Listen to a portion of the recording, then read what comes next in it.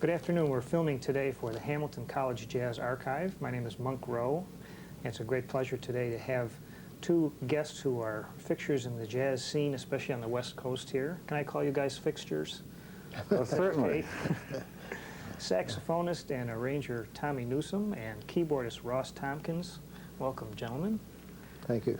We've been fortunate to listen to the music you've been creating before we talk today, so I kind of have a starting place, and the group you're working with right now is fellas that you've been with for quite a while, thanks to the Tonight Show, and you can really tell in the music. I was interested last night in that when you each did your solo spot, that you picked something very kind of gentle and slow tempo. I know I did. There's just the general activity around a jazz festival. It tends to be on the frenetic side sometimes. So yeah, especially with all the Dixieland going on too. Yeah, that's true. Very. And it just seems to be a relief sometimes to just calm down for a moment. It was a beautiful. That's my thinking anyway. Mm-hmm. Yeah. And, well, sometimes. And then Tommy played Skylark too, which is. Yeah, I played a slow one. I guess many of us did. But what we try to do is alternate, so that we don't get too many of the same thing in a row. It was a nice paced set, and it was nice to hear Skylark, which isn't something that someone always does. No, Mm-hmm. and you were playing True Love. Yes, I was. He had a waltz medley. Yeah, I did. Yes, I really confounded everybody. Went into three-quarter time. Yeah, I think you found a lost chord too. He did. I mean, one thing about jazz piano is the kind of instant harmonization. What can you do with that? And there was some really interesting things there. Well, if you enjoyed it, I loved happy. it, and you seem to favor the middle of the keyboard a great deal, and I kept waiting for you to finally get up there, and when you did, it was such a nice, really a nice release kind of, I guess. Well, I'm a lazy guy. I just let it. My hands are here, right? That's where it goes. And I'm disinclined to reach too far in either direction. Maybe you can get the bench to move or something. I don't know. Yeah, no, that was really enjoyable. And can I take you guys back a little bit to why this kind of music? Why did you get into jazz and swing music? God, that's really hard to say. I grew up in I was born in 1929. So I grew up during the big band era. Mm-hmm. And like pop music was, a lot of it was standards, like, the Gershwin tunes and Cole Porter and Jerome Kern and all that. And a lot of it was, the Three Little Fishes. Well, Mel Powell said he grew up when popular music was good and good music was popular. Yeah, well, yeah, that's about right. Yeah, yeah. Yeah. Not the case these days. But jazz was part of the music. Jazz was part of the way the bands approached things. Mm-hmm. They were jazzed up, and they were all influenced by jazz. And I came in that way. I heard it, and it attracted me, and I loved the improvising. And oddly enough, I think people know when a soloist is making it, even if they have no idea what's going on.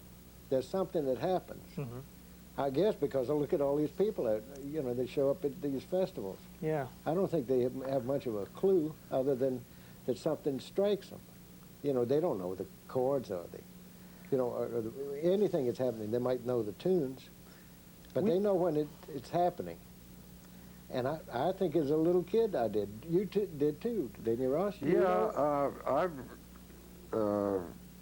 listened to the radio. We had no television set until 1949 or 50s. Before that, that's right. I was listening to the radio all the time. Mm-hmm. And in Detroit, they had, well, actually the station was over across in Windsor, CKLW in Windsor. They played Fats Waller records all the time. That's how I Canadian First, third, station, huh? third, Yeah, yeah. I see. Was there a point where, did you both have some, quote, classical training? You went to a conservatory, I did. right? I went to college for 1 year. Uh-huh. Tommy went for the whole. Yeah, I had 4 years Yeah. at Peabody Institute, Mhm. Conservatory. Yeah, but you were schooled. I mean, your piano technique sounds to me like you had you played that stuff. Yeah, I Serious did stuff. play the what do you call it? The repertoire, I guess. The best I could at that age. I stopped when I was in my teens and started just playing jazz all the time. Yeah, Mhm. After I was about 14 or 15. Wow. yeah. But I studied until then. First with my grandmother, then my father, and then they sent me to a real guy. And he was able to teach me to teach myself, fortunately, because he died, well, I was maybe 15 or 16 years old when he died. But he had showed me how to teach myself, which I find to be a valuable thing. Yeah. Yeah, well, I think people do that mainly. I was self-taught to start with, and then the like formal training. In fact, all the things I did, like writing and all that, I just learned by trial and error. But what the professional assistance kind of cleans things up for you Right. and confirms the things that you kind of figured out for yourself. Right. You anticipated a question, and that was when the arranging bug started for you. Or was that something that you were interested in from an early Yeah, I think age, or- so. Yeah. Yeah, I used to deliver papers and I'd be trying to imagine an orchestration going Yeah. on. Yeah, now see, I did the same thing, but keyboard stuff. Really, I mean, Yeah, I'm that's just right. thinking, you know. Yeah. Yeah, I think you do stuff like that. Like, it's like, what is it, unforced practice. I'd had a long bus ride to school, and I had a teacher that did me the good favor of making me write out all the scales, and you know, the three minors and the major scale, in all keys. And I would kind of go over them in my mind, or make up combination, you know, like thirds, up and down thirds. You know, yeah, the harmonic minor and Yeah. the different kinds of, I had to learn all that too. And if I had to do it right now, I wouldn't have, it's been so long ago. Oh, I bet it would come right back to you. To say them. But you know what it does? It did for me anyhow. To write those things out, that when I went to play them, it was 10 times easier because I wasn't fishing for the note. Right. I wasn't even having to read them hardly because well, it stuck in my mind. Was saxophone your first? It was, yes. Yeah, I was. I lusted after a saxophone. I really did. Yeah, it was grand. Yeah. Well, then 25 when bucks. you after you got out of did you go to Peabody before you were in the Air Force or after? Let me think. It was before. Yeah. You were in the Air Force first and then went to... No, I went to Peabody and then the Air first, Force. and then, Yeah. because he was in the Airmen of the Note. Oh, boy. Air Force. They've man, always been. Which is still going. Yeah, you're better than ever. Yeah. They'll like you better than Really we are. were. And Peabody had saxophone. No, saxophone That's- was not I accepted. kind of wonder. Clarinet you had to I play. had to study Yeah. clarinet, and they did me a big favor by making me do that. Yeah, because it's a hard instrument to learn the other way after you do the saxophone, it seems like. And- Yeah, well, saxophone comes easy, see? Yeah. I mean, you know, it's just up and down. Like Ernie Watts says, the notes go up. It's just Go like a down. piano. This is right next to the other one. huh? Yeah, and you push the key, and it's an octave higher. The Yeah. clarinet, you push the key, it's a 12th higher, That goes an octave and a fifth. and a fifth. Yeah, Yeah. it's very confusing. Oh, Right. so if you play a C on a clarinet, you press the octave key, you're going to get G then, right? Yeah, Yeah, Yeah. and when you're used to the saxophone, see, that's Yeah. it makes it Oh, much. I'm getting educated on the reed and woodwinds right here. that's why clarinet players are crazy. Why are you playing that when you can play a sax? I don't understand. Well, what was your first, like, memorable playing experience, either big band or combo, or what you would consider to be your real start? I know you did K Winding. Yeah, I was with his group early. I was in my late teens. I think I was 19 years old. I was working with Kay Winding. And some other friends of ours, Johnny Messner and Carl Fontana. Oh yeah, that was a nice group. 4 trombones and rhythm. Yeah. Oh, Great. yeah. And I've been briefly with Benny Goodman's big band when I was even younger than that, I think, maybe 18 and a half. And then later played with his, in a small group, sextet with, the trumpet player was Doc Severinsen, who's now 90-some years old and still You playing. know, we were fortunate to talk with him Did you? about 2 months Did ago. you and talk to Doc? I'm- I know, he's got plenty of oh, stories. it was just I'm not marvelous. positive about his age. I think he was maybe 92. I think he, Something like that? Yeah, 91 or 92. And he talked about that particular band and how he kind of had to go back to school a little bit because he had been playing lead, been doing a lot of Latin. Yeah, I So know to he did a become lot of Latin work, yeah. You know, in a small group having to solo quite a bit, I guess. But, Interesting. yeah. Did you like working with Goodman? I mean, I have to ask you. I did. Yeah. I was. It was, you know, you had some bizarre moments with him, but you know, that was like playing with one of my childhood heroes. Yeah. Yeah, well, When I that's, came up, he was like he was a giant, and some of the players were guys that, you know, it was like Major League Baseball to yeah, kids. it was. So I thought it was wonderful, and every once in a while something strange would happen, but the pluses way outweighed the minuses. I think you were safer with Benny in a big band. The more people around, he couldn't. It was harder to single somebody out. But he, in Las Vegas, he didn't like the drummer who had played with him for years, Maury Feld, who was a perfectly good drummer. Yeah. He sent for Basie Alexander from New York to come all the way to Las Vegas for the last, it was 3 weeks altogether. Basie came and played the last 2 weeks, and Maury Feld had to sit there in a tuxedo every night. To get paid. So if you leave, you're not getting paid. Yeah. So that's That a is kind of trick. That's You I know. would call it a little Well, he was strange. very weird with drummers. I don't think he liked any drummers after Gene Krupa. And he didn't like Gene Krupa. And he wasn't sure about him. Yeah. Well, Ed told us a story, maybe he'll tell you if he hasn't, about how he handled Benny, and it was pretty good. I don't know if I should go through it now, but... Who, Ed Shaughnessy, you mean? Yeah. Oh, he made him put the money on the drummer. Well, he said he just got... Lionel Hampton said, if you have any trouble with Benny, just get weirder than he is. And he told us That's how he not did easy. that. And I guess it worked for him at that time. Anyway, Oh, Lord. everybody's got Benny stories, but...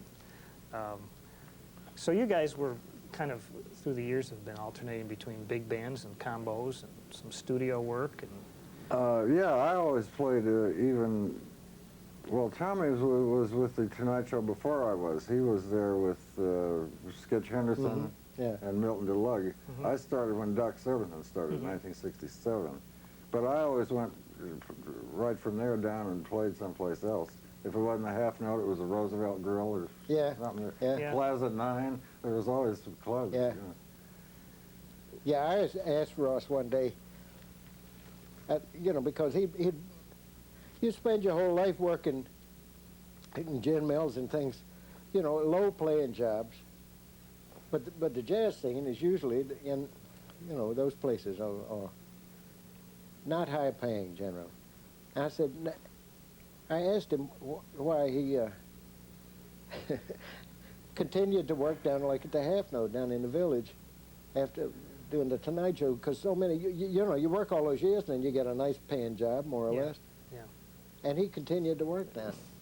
And I think he explained it this way. He said, I work at NBC to get cab fare to get down to the village.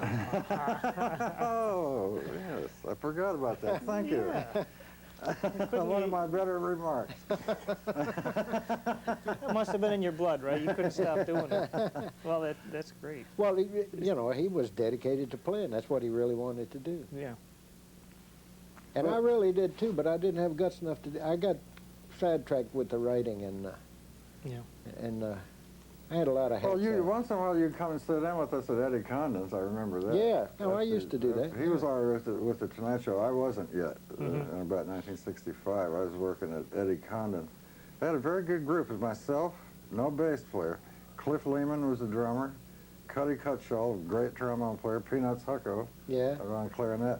And either Buck Clayton or Yank Lawson on the trumpet. Yeah, that was kind of my... That was good. The time we used to come and Different sit in with us once in a while. You must have had to develop a pretty good left hand thing if you were working with a bass player. Yeah, well, most every other place in New York had a bass player except Condon's, no bass. So you just... Is that because the ceiling was Deal too with it. low? That's I heard bad. some club, I don't know, in New York, they couldn't, bass player Really? understand like that. It might have been. Yeah, that's strange why they did that. When you would write a chart for the Tonight Show, how did that come about? Were you asked to write a chart? Did you say, I want to write a chart and talk to the powers that be? It started, I submitted a couple. I wrote a couple of things just because I wanted to do it. And I wanted to see if they would, Yeah. hire me doing that. And they liked them enough to play them. And sometimes you get in some interesting, I got in an interesting bind between a band leader and Benny. And both of them thought the other one should pay. Oh, yeah? Yeah. I don't know this story. That might be... It was an arrangement of The Preacher. Do you remember that? A long time ago. the tune, the Horace Silver? Yeah, Yeah. but there was one with clarinet. It was for Benny for that show. Yeah. And the band leader, Who was that, Sketch then? yeah, said Benny was to pay, and Benny said No. he was. So I just ate that one. Well, you know Benny Goodman's not going to Yeah, I was going to say, he wasn't going to lose on that deal, right? So that ended up being one of those things that about 45 people Xeroxed, and I never got paid. It's all right. Yeah. Did it ever get frustrating that some of your music, the TV audience must have heard the first 10 seconds and the last 5 seconds, you know? That always bugged me. Oh, The yeah. band would start out, you know, and it sounds so great, and then... Well, if you were in the studio, you heard a lot Yeah, of music. yeah. You can tell it by how many commercials, because we played through all the commercials. Mhm. But unfortunately, out over the air only came the last Right. 10 or 15 seconds. Yeah. In fact, you know what In happened to fact, us? we used to be on the air for a minute at midnight every night, and Yeah, they were that's so right. greedy they took that away and filled that up with commercials. Yeah, we can't have that. Yeah. We played a gig at Dante's in L.A. one time. It was a jazz joint, and the whole Tonight Show band, and I was in front. And we would play the same arrangements, but we, playing a job, you get to the third page of the I arrangement. wish we never... Our band never got to those. Some guys never saw that page. Oh, You should have heard all it. of a sudden you're These sight reading. tunes were disintegrating, right? I don't know whether it was they couldn't read it. I think it was a shock of the thing. You know? That's funny. Also, a couple of them are... Well, the break had taken place. That's funny. Expect someone to say, okay, cut. That's right. Yeah, Nobody to save you. yeah. Well, I know you've had some interesting recording experiences. You've made quite a few. In fact, I have to ask you about one of your CDs here. Oh, which one? You look a little bit different. This one here. Well, let's see, that's from 1993 Mm-hmm. or 92. The Phantom. Oh, yes, that's a nickname for many years ago. Yeah. Want to tell us about Zoot it? or- Sims, my friend Zoot Sims, a friend of Tommy's, he says, Ross can disappear in a phone booth. So it's amazing. The Phantom. And it resurfaced after all this time. Yeah, Yeah. the gentleman that involved with that label, Progressive Records, Gus Satiris, who's a man with thousands of records down in the lobby. Yeah. He knew about that. He Okay. was around. There was a letter that came to me, and it had my first name and then quotation marks, the Phantom, and then my last name. and care of the half note, as a matter of fact. Really? So, which they immediately put up Oh, like bulletin board style. And within a week, the jazz community in New York City in the 60s was very compact. Everybody knew everybody else. And within a week, I was a fan of them. Yeah. This is isn't that probably... neat? The nicknames seem to just hang on. So we have a book I've been reading, and it has a whole chapter just about nicknames, and Oh, yeah. I they bet it's seem to good. stick really quick. Did you ever have one? You know, I think personally that you were a comedian in another life. Oh, He's funny. I He'll mean, crack you up, are Johnny now, Carson. but what was the question? see, I was wait. See, he went right into his act. No, that was funny. See, it's a It wasn't a element of question. It wasn't a question. It was a strange personal observation. But you're, as you said on the elevator coming up, timing is everything. Yeah, and, yeah. and he, last night he comes up. Here's a tune called "Clear the Room." No, but people were leaving. I know they were leaving. But as you said, the timing, and it worked. We usually clear them out much faster than that, too. I don't know if it's hanging everything up. Well, anyway, you We were have a asking question. about Bill Basie and Joe Williams. Yes. Which I've known Joe Williams so long that I don't remember where I met him. Yeah. I can't pin it down. I was trying to think. I knew, of course, a couple of days ago I would be talking to you, and I was Yeah. trying to think, well, where did you meet Joe Williams? It's been so long ago. He was just there all of a Bill was sudden. there. He was a Chicago. I know he's guy. from. I don't know if yeah. it was. He, Did you know him before, Basie? no, Yeah, I didn't either. no. In fact, that's when I first saw him, was with Count Basie, and then I met him later when we worked with him on the show. I knew a lot of guys in Basie's band. I knew Snooky Mm-hmm. and Frank Foster and Frank West and Charlie Folks and Joe Newman Mm-hmm. and Freddie Green and Eddie Jones. Yeah. They're like their 60s Yeah, band, there you was know. that nice band. So Zoot and I used to argue. I was very fond of that band of that period when Snooky was playing lead, Oh, yeah. Sonny Penn Great, and Eddie great Jones. band, yeah. Yeah. And Zoot and I used to argue whether the 38 band, with, Yeah. with Sweets and Buck and all those Yeah. guys, which one was better. And they were both great. I think probably the one from the 60s might be a little rehearsed a little Yeah. more or something. A little Yeah, more well, finesse. the earlier band was like an original. Is what, Yeah, what it yeah. was. Well, I mean, they're they- both, you can make a case for Yeah. either one of them, certainly. Wasn't the earlier band playing more head arrangements? They had a lot of head Yeah. arrangements, Mm-hmm. yeah. Jumping at the Woodside, at first wasn't even written out, I heard. Yeah, most of, Yeah. oddly enough, I mean, I don't think only that. I had a long conversation with Teddy Wilson one night, flying across the Atlantic, believe it or not, and he was telling me about the old Fletcher Henderson band or something. This is slightly off the subject. But he went down this list of tunes. We got to talking about head arrangements. And all those things, like King Porter Stomp and Big John Special. And, I remember Big John Special. King Porter Stomp is pretty complicated to be a head arrangement. but it was. And It just developed over time. you know, the bass line and everything, how that goes. Yeah. Well, there were some parts they were probably orchestrated refined it, yeah. later. But he said all those great old things that have come up were things that guys in the band made up. The sing of Benny Goodman's was mainly head, I was told. Some of it was written out, Uh-huh. but they added things. And then I later talked to Neil Hefti a lot about the great Woody Herman band that made Apple Honey and Caledonia and all those things. And those things were head arrangements. He Neil said- came Fascinating. and played his Yeah. trumpet with me last Sunday night, the first time Did he he played really? in 30 years. He got his trumpet, he went to Yuan Racy and studied for a week. And he came in and sat in Yeah. with Jack Sheldon and myself at the Money Tree last Sunday night. He He said, did. this is the first time I played in 30 years. He got himself a brand new, beautiful trumpet. Good for him. And he wrote down, says, these are 5 songs I can play.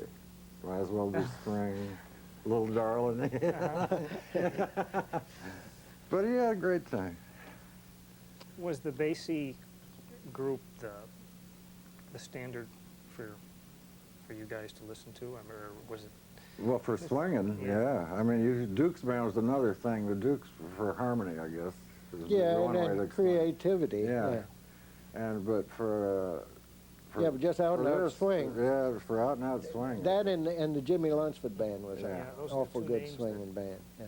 Keep coming out. The best, I would say. Have that you talked to and Basie. Snooky, or do you plan to? Yeah, we had a nice conversation. Yeah, with good, him. because he was with Lunsford and Basie. Right. Yeah. Yeah. Terrific. That's a lot of history there. Oh, yeah. Yeah, well, they were just special. A special time, and a bunch of special people came together, I think. Now, Joe Williams did a few appearances on The Tonight Show. Oh, Didn't he? how many? I don't know. Oh, 100? Lord, I guess Yeah. it must Over have. the Yeah, years? yeah, Carson loved him, yeah. Uh-huh. And the audience did, too. And, I mean, even when he wasn't scheduled, if somebody'd fall out, you know, one of the guests would not appear or something. They'd call Joe. They'd Joe call lives him. in Las When Vegas. he was living in now, Vegas, he'd 45 just come minutes in. See? away. And half the time he'd sing a blues and we'd make up some riffs. Yeah, the two easiest people over the years that Doc Severinsen and I used to like to see, and this is going to sound ridiculous, were Ethel Merman and Joe Williams. They only did one take. You never had to fool around with them. They'd run it through once, that's it. And that's the only two people that... Did I tell you what Dick Perry told me about Ethel Merman? I had to conduct for her one night. She had this great long medley, a medley of everything she'd ever done, kind of, you know, from stem to stern. And I was fretting about it, you know, because to remember the tempo. And Dick Perry said, was one of the trumpet players. He This is says, one of our trumpet players in the Tonight Show band in New Yeah, York was and- Dick Perry to Cliff. yeah, and he'd worked in the pit behind her on Broadway. He says, don't worry. He says, when Ethel starts, You'll know. you go, and when she stops, it's over. Isn't that nice to be in that position? Oh, I have one personal memory of The Tonight Show that I had to ask about. I think it was Cloris Leachman, and she thought she could sing or something. Yes, I remember her singing. Yeah. And I remember the piano player, and it was probably you trying to help her find her note, and it was like, ding, I'm going, ooh. Yeah, I can't. I'm Bing. trying to think of what tune that was she wanted to Oh, sing. It's a Lord. beautiful song. And she couldn't get started. I felt so. Oh, And yeah. I'm thinking of you, like, how unsubtle are you going to get here? You know, bing, here you go. Oh, I don't know. You Yeah, got to it's help them out awkward. any way you can. Yeah. But, yeah. Yeah. Well, it's sad to say all actors think they can sing. Mm-hmm. What was Not many can. what was it like moving from New York to L.A.? Was that, were you glad that happened at the time, or? I like them both, as long as it's one or the other. But it was easy. Oh, yeah. When we used to come out to visit before we moved here, we'd come out for 2 or 3 weeks, a couple of times a year. And this was before the Sheraton Universal Hotel was even built. So we used to have to stay way down in Hollywood at what is now the Hyatt on Sunset. And those days was called Gene Autry's Continental Hotel. We had to drive.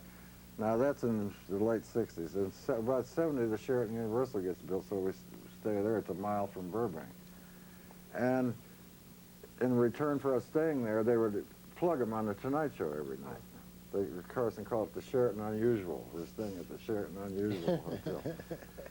So when we moved out to New York, they gave us, nobody knew where they were going to live yet or anything, so they just gave us a month. I said, here, you got the hotel for a month. So that made it, was simplified Yeah. things. What's it like today doing, still doing studio work, and has that changed over the years with how studios have changed and electronics and all that? Has that affected your business? Oh, Lord, in the greatest way. When I started doing some studio work in New York, the first year I was there, I got more work from fallout. I mean, from referrals, you know, because they would get through all the busy guys. I got more work than the last year I was in New York. either that or they'd all heard me and there was no more calls. I prefer to think of the other. Our man is modest. Yeah. Yeah. Well, what I'm trying to say, see, at that time, there was hardly the only electronic things were like guitars and Yeah. a Leslie organ or something. Yeah. Yeah. But they would have 5 saxes.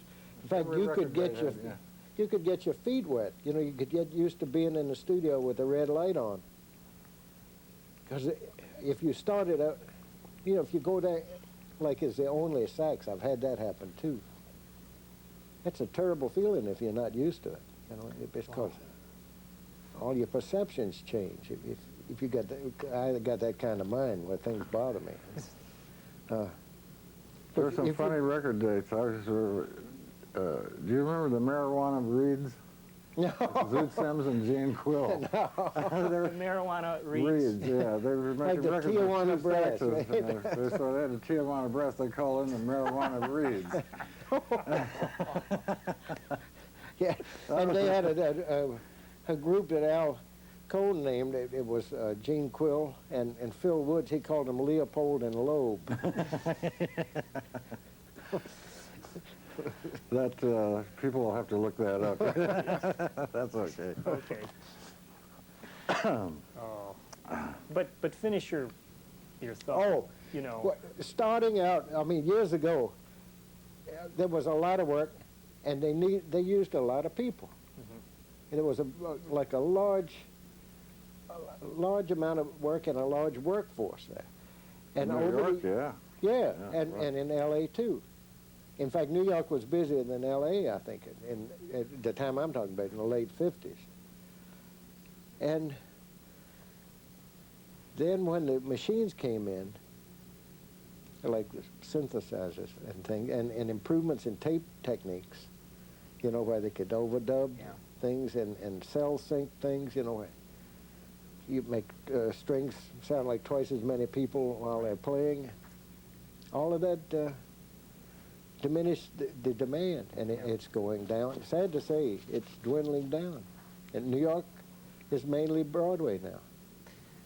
Yeah, and even the Broadway, I'm not sure how it is there, but when we see some of the shows that come up in central New York, the pit bands are 6 and 7 people. Mm-hmm. And they always have 2 or 3 people on a keyboard. The keyboards And you're are doing hearing it, all these things that Yeah. Yeah, Now, I 'cause don't know, in the city, I doubt they're doing that, but I don't know. They're probably Who do doing I it know some. that does that? I know Bill Crow and Joe Wilder. They're still Broadway every Oh, yeah, I guess Joe is, yeah. Because it pays very well, but people get nuts in there. You know, you play the same note at the same place, the same the time. same second every night. I used to do subs in the show, and you're Some sitting people can do there, it, doesn't bother 'em. and they all reading newspapers. I I leaned over one day. It's like a romantic scene or something. I was subbing on bass sax, which bass sax. it's with bass you have to sax is borrow no one? doubt when you're playing. I will tell you. Yeah. So they're all reading the newspaper. The conductor's reading the newspaper, and everything. People are acting up there, and nobody cares, you know. And I lean forward to just blow a little warm air in there because of a cue coming up to keep the reed wet and went. Whack. It was like a cannon had gone off. Oh, I like that. And another highlight. You know. That reminds me of that drummer in England. That's a famous story. This guy's in a still seaman.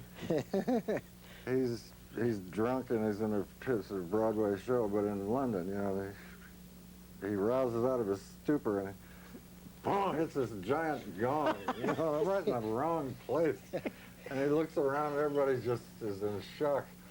So he didn't know what to do. He says, "Dinner is served." Oh my goodness. That's a famous tale. Everybody knows that one. What's it like at these festivals? Getting thrown in so many different situations and playing. Well, it's good for you. You never know.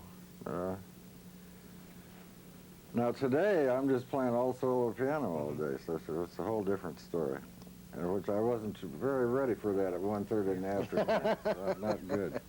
I do better after the sun goes down, personally, you know. Some guys can do it. They get up at 10 o'clock in the morning, and, you know. But it's not my thing. Children of the night, I guess I belong to that group. Yeah.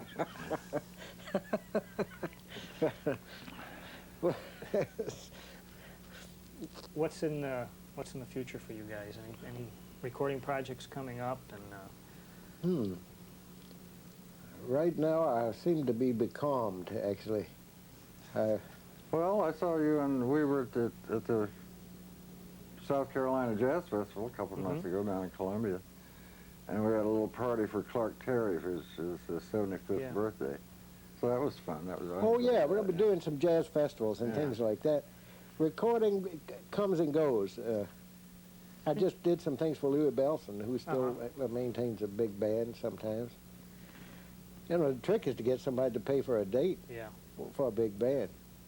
So that was different. You know, it was fun to do and all that. did you do something with Jane Jarvis fairly recently, or was that in I made an album with her.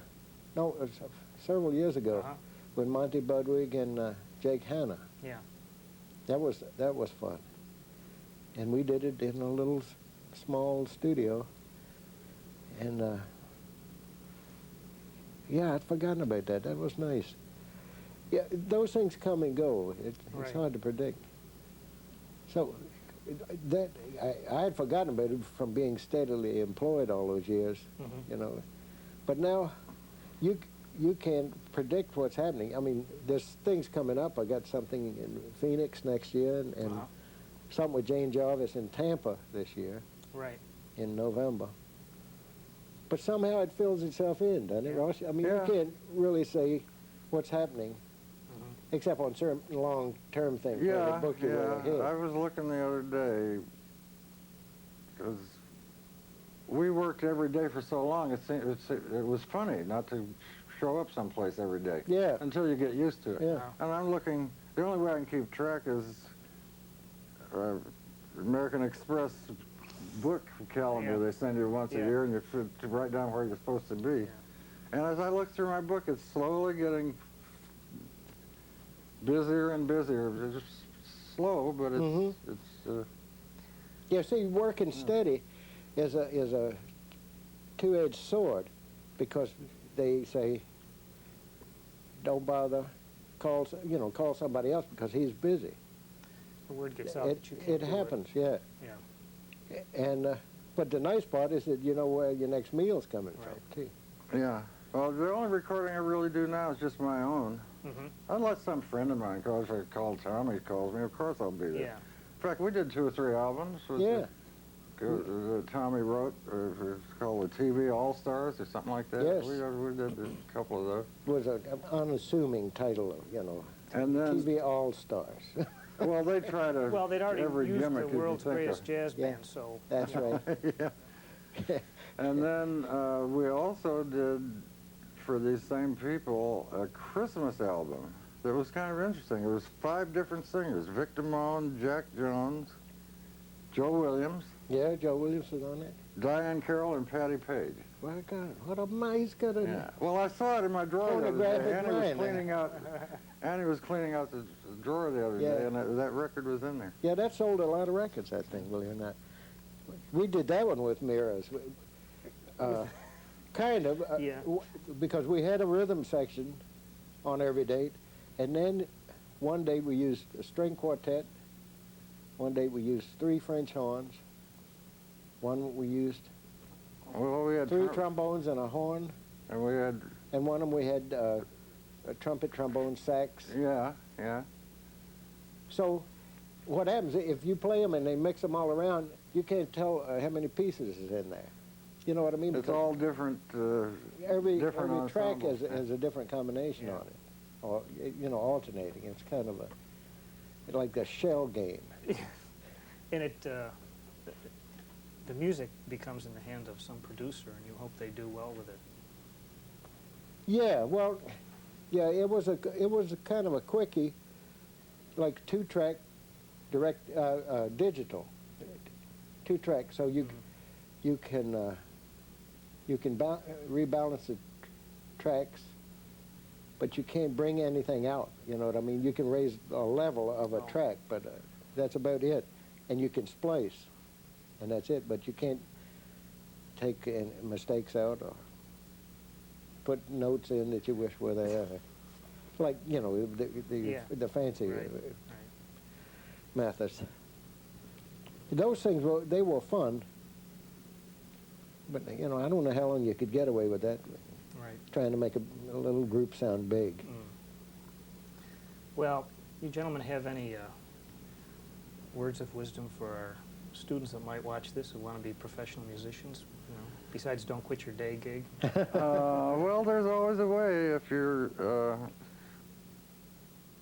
if you want it badly enough, you're going to get it. It's probably more difficult now than it was when we were younger. Yeah, well, I Because think the opportunities are less. Who can you go on the road with now? Count Basie's the only band left. Yeah. And that's not Basie, of course. It's a ghost band. But Well, yes, there's there's still a Tommy Dorsey band, and there's maybe a Woody Herman band. well, I think that's part time. I don't think the guy Is it? does it all the time or something. Yeah. But not much of a choice. Of course, now you can go out to almost any college and study jazz, which there was no such thing as that. He couldn't even bring his saxophone in Peabody. That's right. Yeah, actually, the college bands there's a lot of dynamite college bands. Okay? Some of the bands, I heard some records. I guess the most famous one is down there in Texas. Yeah. in Denton. That's probably the oldest They one. scare you to death. The two original students at that school in the 40s were Jimmy Jufrey and Herb Ellis. They were Is the that two right? I guys didn't know that. started off, that went to that college. Yeah. My golly. Yeah, they've had a hell of a record. So that, and there are several dynamite service bands. But- Yeah, so I guess now you either go in the service or you go to college. Yeah. When we were young, you'd go out on the road with some band. Yeah. That's the first time I saw Tommy Newsom arrangements. I was playing with a territory band down south. I was 16, 17 years old. Right. Dean Hudson. Really? There was a famous band in its neighborhood. Yeah, yeah. That's And right. Your friend Johnny Persley was one of the trumpet players. He was Yeah, from yeah. Virginia. Oh, you knew And him. he Yeah, used that's to- right. Yeah. And I'd say this better better arrangements than we usually have. Where'd you get these? And he said, well, my friend Tommy Newsom. I didn't even know him yet. I didn't know Johnny had that music. Can you send him a bill or is it too late? I don't Well, think no, it this was- guy sang, so it was like vocal arrangements, Yeah. but there would be an ensemble in the middle, Yeah. you know, of course. Yeah. And it was better than Hudson's usual stuff. Yeah. Yeah, my only encouragement I can give to people is that things don't stay the same. And the condition that the music business is in right now might It'll change. change again. Yeah. The And, wheel you know, keeps going around, you know. If acoustic stays out long enough, it might be the new thing in a while. Yeah. You know, if people get enough of digitally produced sounds, they might. If they hear guys like hear Snooky Young play or Sweets Edison. Did you happen to hear him play?